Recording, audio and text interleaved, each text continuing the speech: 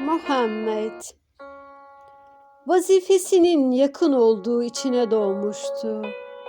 Metindi, kimseyi kınamıyor, incitmiyordu. Yolda gördüğü kimselerle selamlaşıyordu. Her gün sanki biraz daha yaşlanıyordu. Oysa sadece 20 ak vardı siyah sakalında. Durup su içen develeri izliyordu arada sırada. Böylece deve güttüğü zamanları hatırlıyordu. Sanki cenneti görmüş, ilahi aşkı bulmuştu. Sanki kainatın yaratılışına şahit olmuştu. Alnı dik, yanakları kusursuz, benzersizdi. Kaşları ince, bakışları anlamlı ve keskindi. Boynu gümüş bir testinin boğazıydı sanki. Tufanın sırlarını bilen Nuh'un havası vardı. Ona danışmaya gelenlere adil davranırdı. Kimi itiraf eder, kimi güler ve inkar ederdi. Sessizce dinler, en son konuşurdu kendisi. Ağzından dua ve zikir hiç eksik olmazdı. Çok az yer, karnının üzerine taş koyardı. Boş durmaz, koyunlarını sağıp oyalanırdı. Oturur yere, elbiselerini kendi yapardı. Artık genç değildi, eski gücü de kalmamıştı. Yine de herkesten daha fazla oruç tutardı. 63 yaşında bir ateş sardı vücudunu. Kutsal kitap Kur'an'ı bir kez daha okudu. Sonra sancağı Said'in oğluna teslim etti. Onlara artık aranızdan ayrılma vakti geldi dedi. Allah birdir, hep onunla, onun yolunda savaş dedi. Mahzundu, bakışlarında yurdundan zoraki, sürülen yaşlı bir kartalın hüznü vardı sanki. Yine her günkü vaktinde mescide geldi. Ali'ye tabi olanlar da arkasından geliyordu. Ve kutsal sancak rüzgarda dalgalanıyordu. Benzi soluktu, döndü ve kalabalığa seslendi. Ey insanlar, ömür bitiyor, hayat gelip geçici. Biz karanlıkta birer zerreyiz, yüce olan O'dur. Ey insanlar, ondan başka rehberim yoktur. Onsuz bir değerim olmazdı. Bir zat ona, ey müminlerin gerçek sultanı, seni dinler dinlemez herkes inandı sözüne. Sen doğduğunda bir yıldız doğdu gökyüzüne. Kisra sarayının 3 kulesi birden devrildi dedi. O da melekler ölümümü müzakere etti. Vakit tamam, dinleyin. Eğer herhangi birinize bir kötülük yaptıysam çıksın herkesin önünde.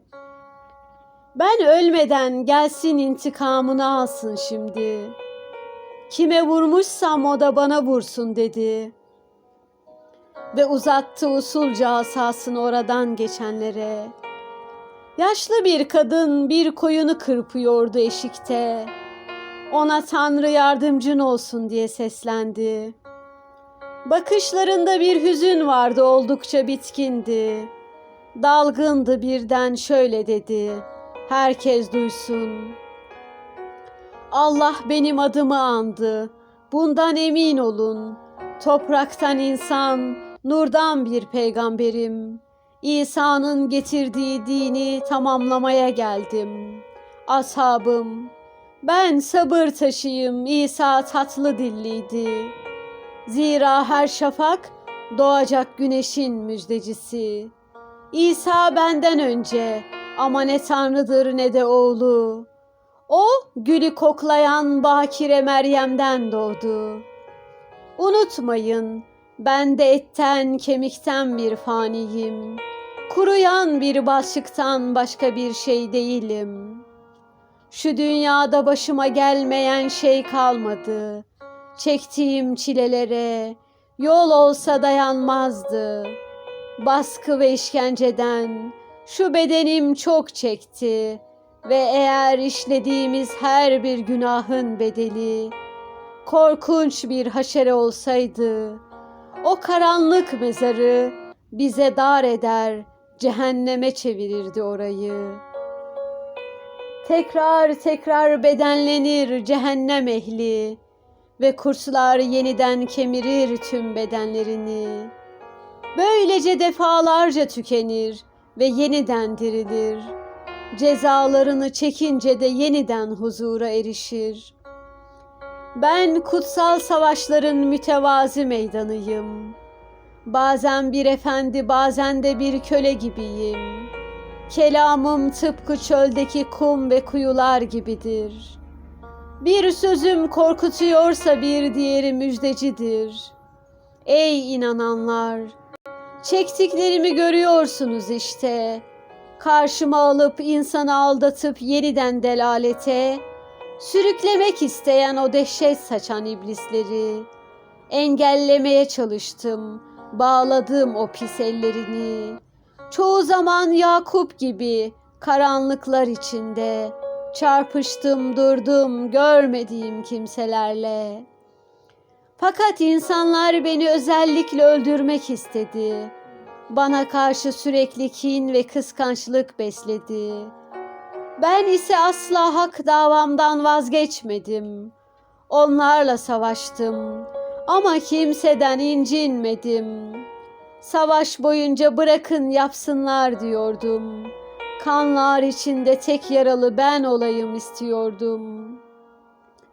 Varsın hepsi vursun bana, zaten durmazlar ki. Zira sağ ellerine ayı, sol ellerine güneşi versem de düşmanlarım vazgeçmezdi asla. Yine de saldırırlardı bana şu çileli yolculukta. Fakat ne olursa olsun geri adım atmadım. Zira bu kutsal dava uğruna tam 40 yıl savaştım. İşte böyle geçen bir ömrü nihayet tamamladım. Şimdi Allah'a gidiyorum, dünyayı geride bıraktım. Gireklerin Hermes'i, Yahudilerin de Levi'yi desteklediği gibi siz de hiç bırakmadınız beni. Çektiğiniz bu sıkıntılar mutlaka son bulacak. Bu soğuk, ıssız geceye elbet güneş doğacak. Müminler asla ümidinizi kesmeyin ondan. Zira Kronega dağlarını aslan yuvası yapan, denizleri incilerle, karanlıkları da yıldızlarla donatan Allah, elbet sizleri de koymaz darda.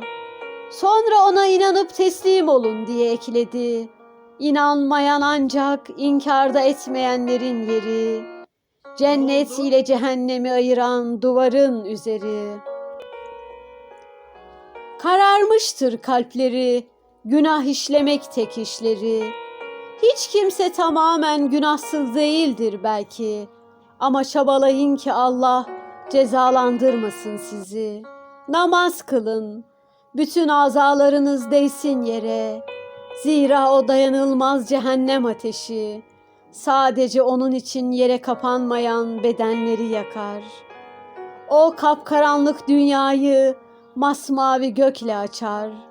Misafiri sevin, dürüst olun, adaletle hükmedin. Yüce katında türlü türlü nimetler var sizin için. 7 göğü geçmek için altın eğerli atlar ve yıldırımları geride bırakan hızlı arabalar. Huriler tertemiz, hep teru taze ve neşeli. İncilerden yapılmış köşklerde oturur her biri. Cehennem ateş ehlini bekler, vay hallerine. Ateşten ayakkabıları olacak ve giydiklerinde sıcakları kazan gibi beyinlerini kaynatacak. Cennet ehli ise pek neşeli ve gururlu olacak. Biraz durdu, hep ümitli olmalarını öğütledi. Sonra ağır adımlarla yürümeye devam etti. Ardından ey insanlar, size sesleniyorum. Vakit saat doldu. Ebedi bir aleme gidiyorum. Belki bu sizinle son görüşmemiz, acele edin. Beni tanıyan herkes gelip son kez dinlesin. Bir hatam olduysa yüzüme söylesin dedi. Kalabalık sessizce sağa sola açılıp yol verdi. Gitti ve Ebul Leya kuyusunda sakalını yıkadı. Biri ondan 3 drahmi istedi, çıkardı verdi. Şimdi mezara bırakmaktan daha iyi dedi. Herkesin bir güvercininki gibi ışıl ışıldı gözleri. Bakıp kendilerini hep kollayan o yüce insana, ağlıyordu halk, evine kadar eşlik ettiler ona. Birçoğu gözünü bile kırpmadan orada bekledi. Bütün geceyi dışarıda taşların üzerinde geçirdi. Ve ertesi sabah günün ağardığını fark edince ben artık kalkamıyorum dedi Ebu Bekir'e. Kitabı alıp yanına sen kıldıracaksın namazı. Eşi Aişe de o sırada cemaatin arkasındaydı. Ebu Bekir okuyor, Muhammed ise dinliyordu. Nihayet okuduğu ayetleri usulca bitiriyordu. O dua ve zikrini yaparken herkes ağlıyordu. Ve ölüm meleği çıka geldi akşama doğru. İçeri girebilir miyim diye müsaade istedi. Gelsin dedi. Dünyayı açtığı o ilk günkü gibi yine ışıl ışıl parlıyor ve gülümsüyordu gözleri. Ve melek ona Allah seni bekliyor dedi. Memnuniyetle dedi. Şakakları şöyle bir titredi. Bir an aralandı dudakları ve ruhunu teslim etti.